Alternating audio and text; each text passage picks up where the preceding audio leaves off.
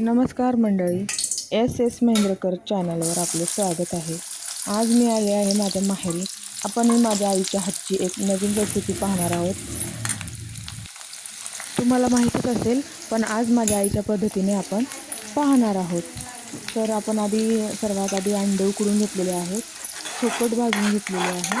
त्यानंतर कांदा एक कापून तो तेल गरम करून त्या तेलात टाकलेला आहे. कांदा जरा लालसर होईपर्यंत आपल्याला परतून घ्यायचा आहे.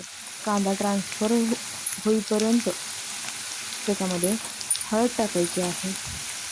मग त्यानंतर लाल मसाला, मिरची आणि कांदा लसूण मसाला, चवीपुरतं मीठ टाकायचं आहे आणि ते सगळं एकजीव करून घ्यायचं आहे हलवून.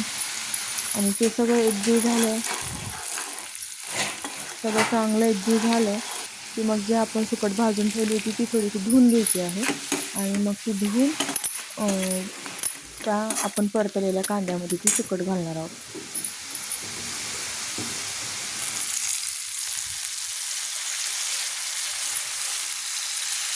त्या सुकटीचं सगळं पाणी निथरवलं आपण आणि मग ती सुकट त्या कांद्यामध्ये घालणार आहोत आणि ती चांगली हलवून ती सगळी त्या तेलामध्ये एकजीव करून घ्यायची आहे.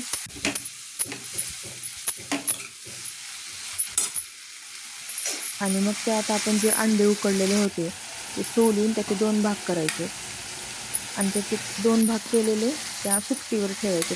या प्रोसेसमध्ये आपला गॅस बारीकच ठेवायचा आहे आपल्याला.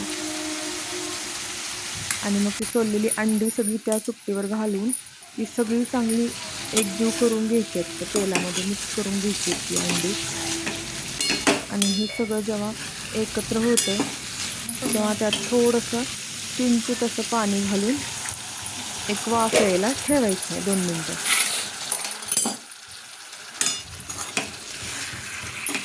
व्यवस्थित एकजीव करून घ्यायचं सगळं.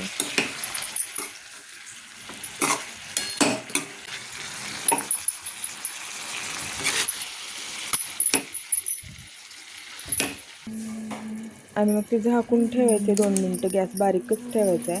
आणि मग 1-2च मिनटानंतर काढून त्याच्यावरती थोडी आपली धुवून चांगली कापून बारीक घेतलेली कोथिंबीर घालायची आहे आणि मग परत ते 2 मिनटं झाकून ठेवायचं आहे.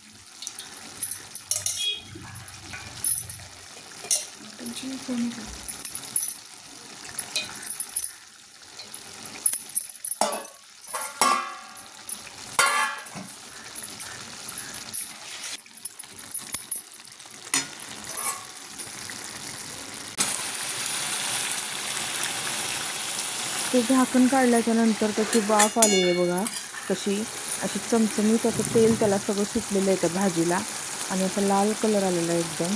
कशी झाली आपली अंडा आणि सुकटची भाजी. खूप छान लागते. चपाती किंवा भाकरीबरोबर तुम्ही खाऊ शकता.